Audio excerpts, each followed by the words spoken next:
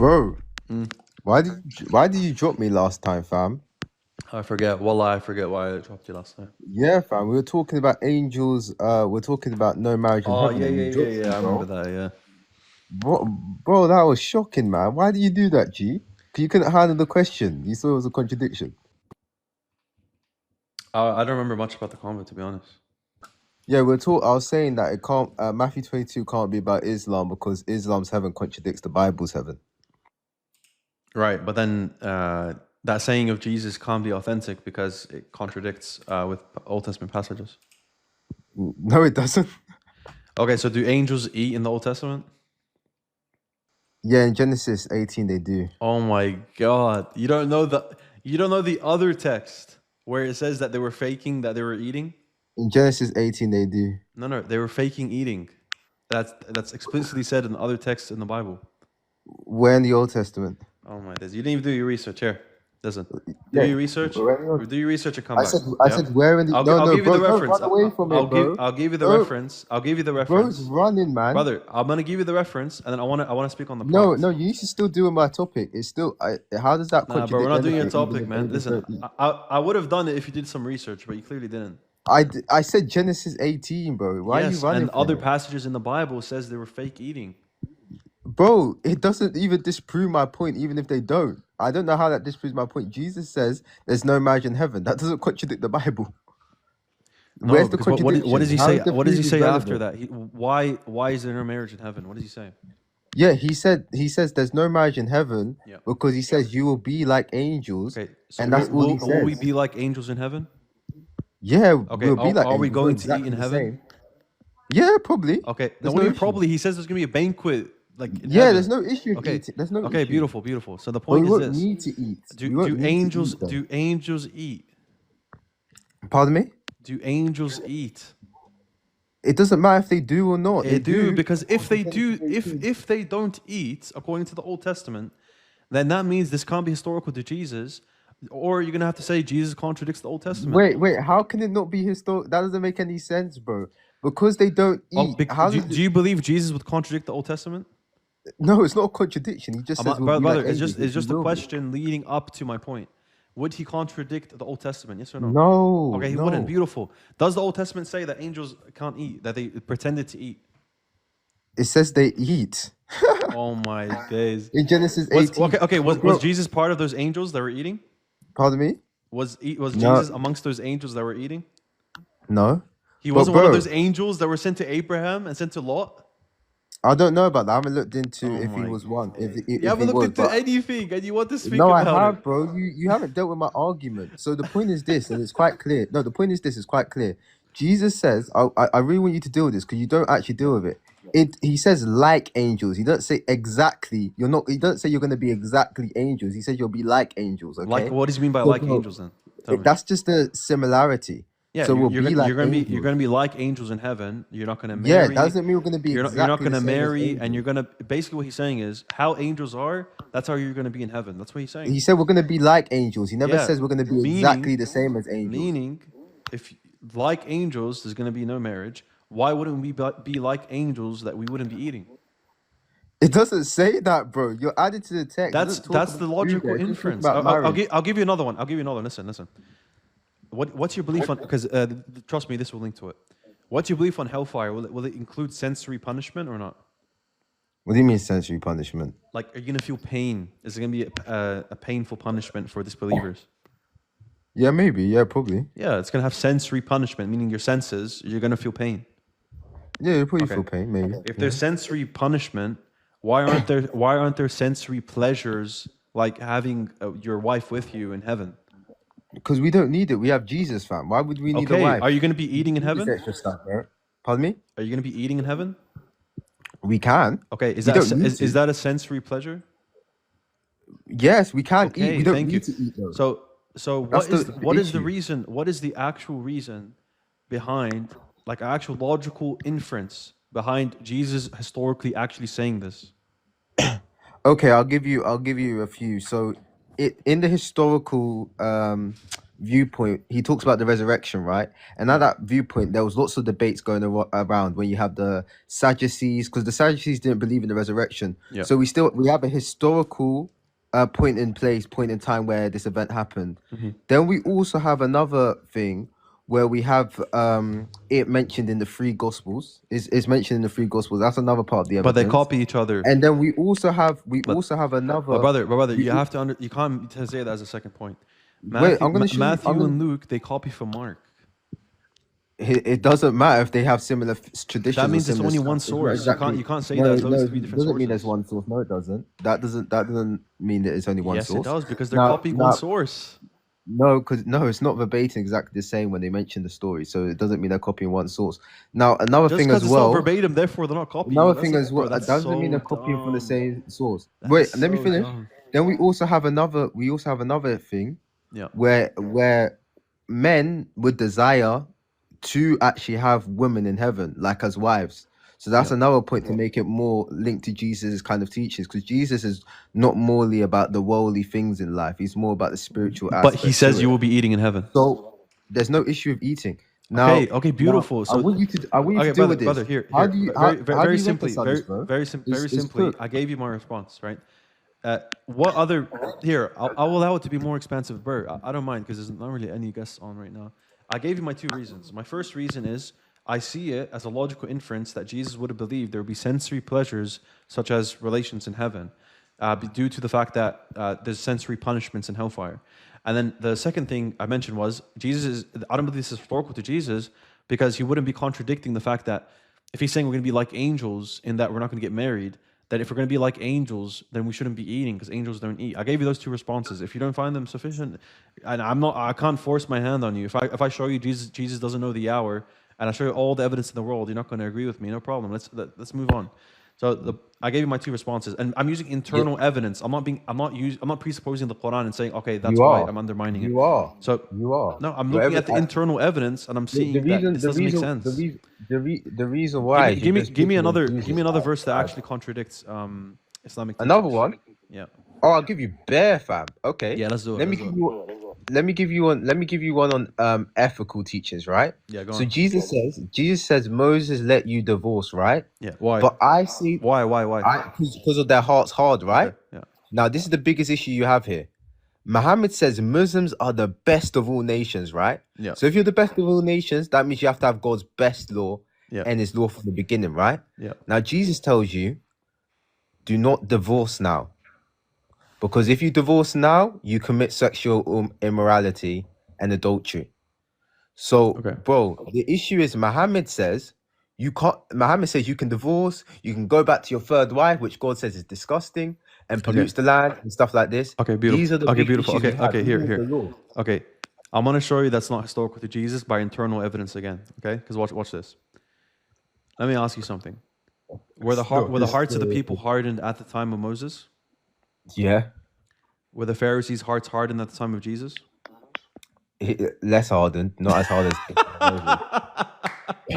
Because do you know why? Do you know why? Let me tell you why. Let me tell you why. Because their hearts would be more hardened. They're literally trying to kill Jesus. No, let me tell you why. So Let me if tell you you- why. No. I'll tell you why. Let me tell you why. No. So let it me makes tell you why. here. I want to make my point. I'll let you speak. Trust me. So if he's saying at the time of Moses, you're not allowed to divorce. Sorry, you are allowed to divorce because your hearts are hardened. And then if the Pharisees' hearts are hardened as well, then he should be saying the same thing to them. That's why it makes zero sense. And Imam Tufi talks about this as well. He talks about how this saying makes no sense to attribute to Isa alayhi salam. Makes no sense at all because their hearts at the time of Jesus would still be hardened. No, Go let on, me yeah. tell you why. Yeah. Let me tell you why. Yeah. Because in the New Testament, we see a thing, right? We see a development, right? We see God is teaching the Israelites like they're little children when we first see in the Old Testament, and we see that progression moving. Then we get into the New Testament, we see this. Now God tells the Christians, we are now nations of priests. We are now a holy nation. He also talks about circumcising our hearts. So we're now being able to open up and to be able to follow this new law because now the Holy Spirit dwells in us. So these are all New Testament teachings, right? So now we're able to actually deal with this law. Now, the issue of Islam is still, again, you still need to deal with this. Islam is meant to be the best nation, and Yeah. God's ideal law for humanity is for them not to divorce. When God says in Genesis, let man and woman come together and let no man separate it. But Yeah. we got Mr. Muhammad marrying his adopted son's wife, which caused a divorce. No, Then we no, also that's bro. we Don't also make have don't make Muhammad false claims. divorcing his wife. Don't make So false claims. no, that's not Don't how it make false works. claims. They got a divorce first, and then the Prophet ﷺ married her. Don't make up stuff. It still is adopted son's wife. But yeah, Now continue. here, listen. There's you didn't really address the point. I did. Just answer yes or no. Is it the case that the Pharisees' hearts were hardened around Jesus? Some people's hearts were, not all Wait, people. why are you adding some? The Pharisees around Jesus that he was preaching to. Yeah, the Pharisees Their hearts are were heretics. hardened, They're yes? cut out. Yes? Yeah, but they're cut out from the covenant. Were so their it doesn't hearts matter. hardened? The Pharisees he was speaking to. Yes, it doesn't matter about Okay, the Pharisees. so when he's speaking to the Pharisees and he says the reason Matthew why 5 is not about before the Pharisees. the reason why before it was the case that you could divorce is because your hearts were hardened. Matthew But 5 the is not same the people he's Pharisees. speaking to, that he knows their hearts are also hardened. So No, Matthew 5 is not. let's Matthew move 5 on. Let's move on to another one. No. Matthew 5. Give me Matthew another. 5. Listen. Segma. Matthew 5. Segma, you gave me your perspective. I gave you my perspective. I don't feel like you addressed it. So let's go to a new one. Okay. Okay, but I want you to admit this. This law contradicts the Quran, right? Does it contradict the Qur'an? Understood in that context, of course, because we're the best nation. It wouldn't be the case that. Okay, good. But Now, my point is just that Jesus is speaking to Pharisees that he believes hearts are hardened, so it doesn't even make sense in that context. So I don't believe it's historical to Jesus. But yeah, notice how I'm using internal evidence. I'm not using external evidence. they're not good evidence. Now watch this. Okay, give me another saying that actually contradicts the Quran. Okay, I've got another one. Give me one where Jesus claims divinity. Actually, go ahead. Okay, I'll give you one. I'll give you a good one here. Okay, so let's deal with the historical context here, right? Historically, the Son of Man in Second Temple Judaism pre-existed and was divine, right? Even if you don't want to go full Shabam, even if you want to go full Shabam, Most High, but they viewed him as divine, right? I don't grant that. What do you mean don't grant it? Why would I grant that the Jews that Jesus was speaking to had that concept of like two powers in heaven? Pardon me? Why would I grant that the Jews that Jesus was speaking to had the concept of like two powers in heaven? They did because early we see early Christians were using text. Okay, beautiful. Here, beautiful. In the Synoptics, if that's the case, right?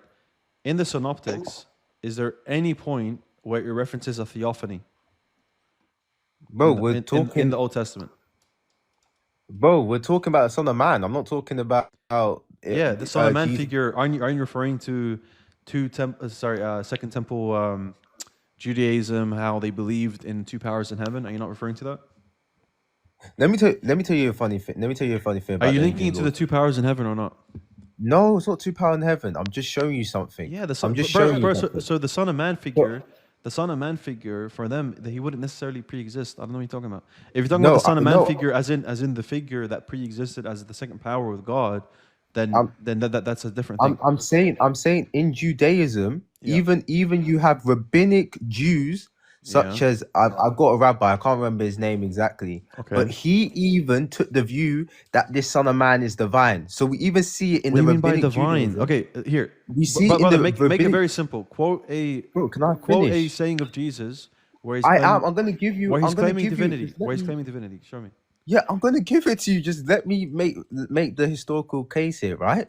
So first of all, we need to understand this, that Christians are in the sense very their religion is very apocalyptic, in the sense we believe the end times is coming soon. Even in Islam, you guys believe this. Oh my days! And please bro, make let it. me make my point. Just make it. Make the point. Where in the Gospels does Jesus claim to be God? All right, cool. I'll give you it. Matthew 25. You want to see it so far? Okay. Matthew 25, when he says this, they will come to me, and he divides the goats with the sheep, and we see a divine type of judgment here. That's all. But I wanted to build the historical viewpoint so let's see this. So, And guess what's so funny about this, guys? Allah which Allah verse? applies that to himself, you know. Which verse? It's hilarious. Matthew 25, verse 31, I think. Sorry. 31, yeah. When the Son of Man comes in his glory and all the angels with him, he will sit on the glorious throne. All the nations will be gathered before him, and you separate the people one from another as a shepherd separates the sheep from the goats. How is that incompatible with Islam? The burden's on you to show that now. Yeah, because Allah quotes and applies it to himself. He quotes this and applies it to himself? In a Qudsi hadith, in Matthew 25, he quotes that and he applies it to himself.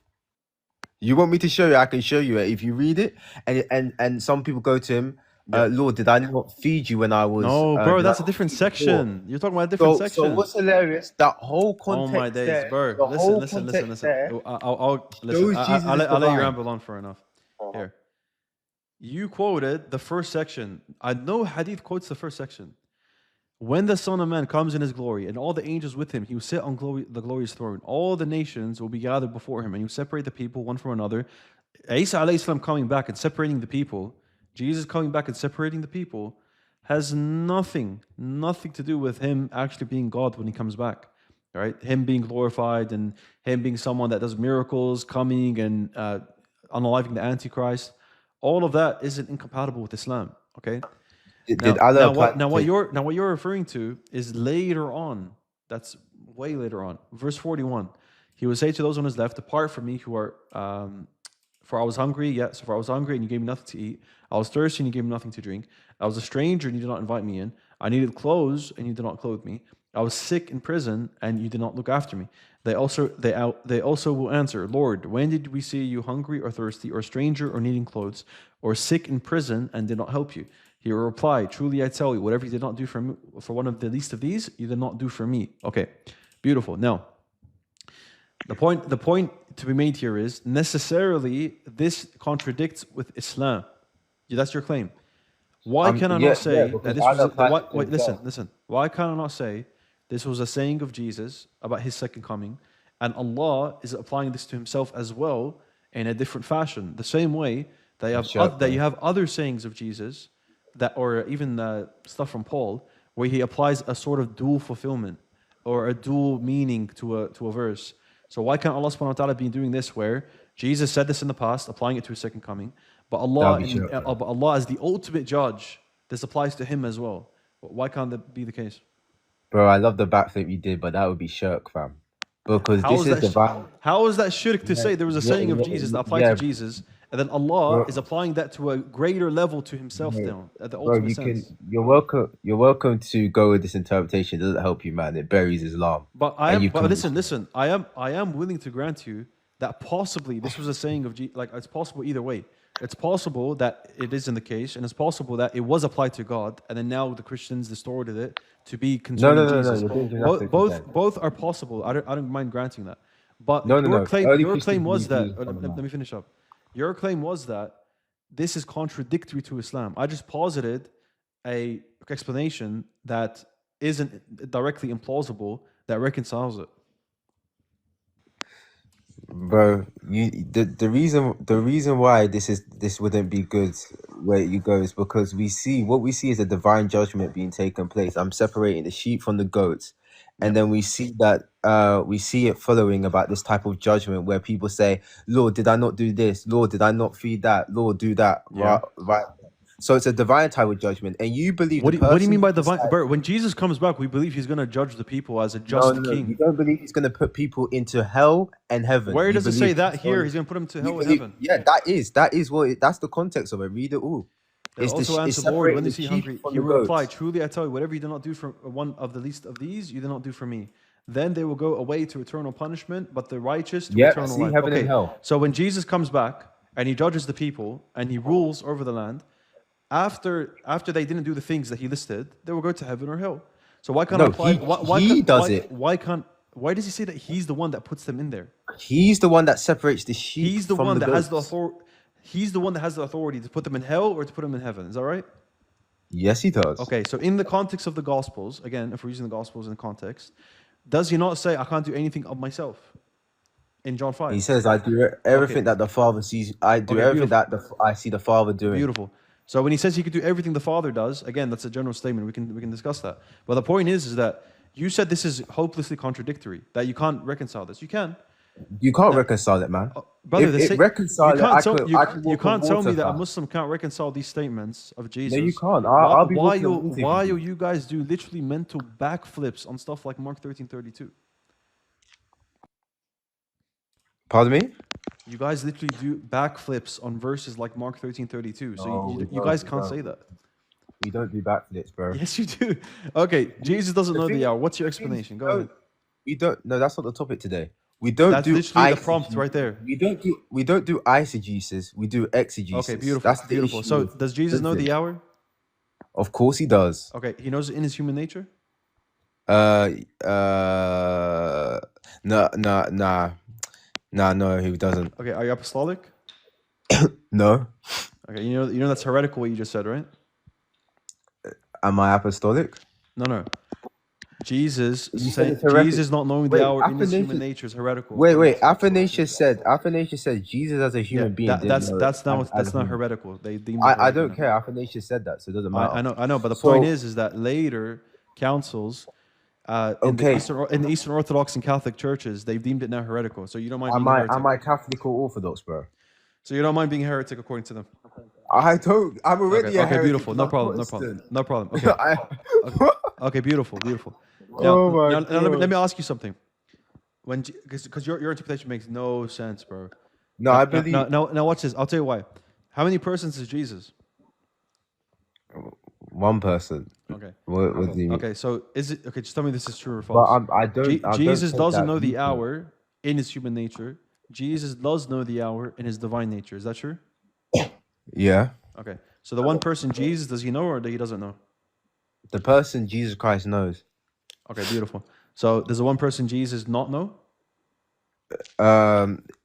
According to his humanity. Okay. Okay. So you see now you've posited a human Jesus and a divine Jesus, right? But the thing is, I don't take that viewpoint when I discuss Mark. What is it, Mark? Robert, I what's the verse want you to 30 understand verse you've posited I two don't- persons now. I Because don't take. what's your definition of a person? Tell me. Yeah, I can give you a definition, but I want to just deal with this. I don't take the view that he doesn't know in the human nature as my view. I said that's one view. The view What I is your take view is then? my view is the declaration view. I don't Oh take my it. days. It's That his- is why- you're I talking don't about do that, bro. I don't context think when it's a that good view context to literally take. refutes you here. No, it doesn't. It's beautiful. Okay, for me. what Jesus says he doesn't know in Matthew 24, does he mention examples of knowledge or does he mention examples of declaration after he says that? Well, the examples of you need to think about. He gives a parable about the servants not being aware. No, before that, master going away. the one with Noah's flood. What's the analog Yeah, with that- Noah's yeah. flood? Tell me that. Yeah, so Noah's flood. They don't like human beings will not know when the hour is because Okay, what Noah does as in Jesus knowledge say? or Noah as in declaring? No in knowledge. Do you know why? Okay, because beautiful. in Acts. Okay, keep what going. does Jesus say in Acts? I want you to tell me the Let tell you context. what I want you to Jesus says in dissect the Acts. context with me. So the first part, Yeah, I'm gonna- Noah's flood, is knowledge. Okay, keep going. Yeah, what does Jesus say in Acts? He says Brother, it's not for you're you going to know. China when we're here. It's not Just- for you to know in You're Acts. going. You're He says literally that going very to clearly. China. So it's not for them to know. Stay in the because context. they'll- Stay in the immediate context. Yeah. So the context is the disciples, the human beings, are not going to be aware when the day or hour is. Okay. So when Right? Jesus says you do not declare, sorry, not declare. You're putting freaking words. You guys say declare so much. I'm saying it. When Jesus says you do not know when the hour will come, you do not know. After he says no one knows, and then he says you do not know. When he says you do not know, is that him saying you do not declare? Pardon me? When he says you do not know, Yeah. When he says you do not know the hour, right after he says no one knows the hour, what's he saying? Is he saying knowledge or is he saying declaring? well, when we're talking about Mark 13, verse 32, that's all declaring. That's talking in declaring sense. We can clearly tell, right? But when we're talking about the parable, yes, when we talk about the parables after, I'll show you why. We see that the disciples, as themselves, When he says you do not know, you didn't answer my question. When he says you do not know, is that in knowledge or declaring? yeah, declaring. Okay, he says It's you not do for not them know, to that's know. declaring. Yeah, it's not for them to know So and why? to declare the Okay, hour. beautiful. So why is he saying, and they knew nothing about what would happen in the flood? And then he says, Therefore, keep watch, because you do not know on that day your Lord will come. How is that declaring? What are you talking about? Brilliant. Brilliant. But the best thing about this is the master is going away, and the master is Jesus. So the master knows when he's going to come back, of course. Bert, So that's okay, the point here. Here, I'm going to let you speak. I'm gonna let you speak. I want you to start from the beginning, okay? I want everyone to really see the mental gymnastics here. Here. I'm gonna pull it up. Listen. I'm gonna mute you for a sec, because I just want to say something quickly before I put you up. You're gonna have all the time in the world to explain it in a second. I'm gonna give you the example of the servant, right? Okay. Therefore, keep watch, because you do not know. Because okay, here, beautiful. Okay. Let me just clarify. Do you want the example of the thief in the night, or do you want the example of the bunch of servants and the master comes back? Which one do you want? Bunch of servants and master comes back. Beautiful. I want everyone to look at this guy's explanation. No, it's a brilliant explanation. Yeah, I'm familiar with it, but comes back. Yeah. Of course, the master knows when he's going to come back. Okay, here. Okay. Before you read it, I want everyone to understand what the actual analog is from my perspective. Okay, and I think it's clear. So, the analog is that Jesus. He's saying it's like these servants. They don't know when the master is going to come back. So the same way you do not know, and the same way that I don't know, because Jesus says no one knows, nor the Son, only the Father. Then he says you do not know. Then he says it's like servants not knowing. That's the clearest analog, and you know that because let me finish, and then you can explain and respond. The reason why that's the case is he says nor the Son. Then he says you do not know. Then he says it's like at the time of Noah's flood. It's like a thief in the night. And then he explains this. You merely have a small similarity in this example, in this story, that you try to make it fit your perspective. But you can't do that for all of the parables he gives. You literally can't. So it does fit my perspective. You can bring up the smallest bit of analog from this that will help you. But that's not the intention of the author. He doesn't intend, because the master knows when he's going to come back, Jesus knows. Obviously not. But go ahead. I want you to explain to us in depth. Okay. I want to explain to us in depth how this proves that Jesus knows. Go ahead. Yeah. When you don't do eisegesis and you do exegesis, you'll find out Jesus knows. So we see this, the faithful and wise servants, these are the disciples. Of course, they're the ones that are looking out for Jesus, because they can't be just relaxing and chilling and trying to predict the day. Jesus makes sure in Acts 1, verse 4, he says, it is not for you to know when he comes. And we see that the master is going to come back to the house. So of course the master knows when he's going to come back. So and Jesus is the master in this parable. So it's very clear that Jesus knows the day and hour. And if you read the Gospel of John, it says Jesus knows all things. If you read... why are you bringing up all this stuff, bro? Listen. I want to explain from this parable. I'm giving you back in verses. I want you to explain from this parable. From this parable, you're literally like hanging on to the littlest thread. Bro, I gave you loads. The littlest thread, which is... The servants are the disciples. One second. It's the littlest thread, which is the master knows when he's going to come back. Therefore, Jesus knows. Okay. Of course. The point you made just here about the master knows, and that's Jesus' purpose of bringing up this analogy, right? Is there a similar analog that you just got from this? Is there a similar one about Noah's flood?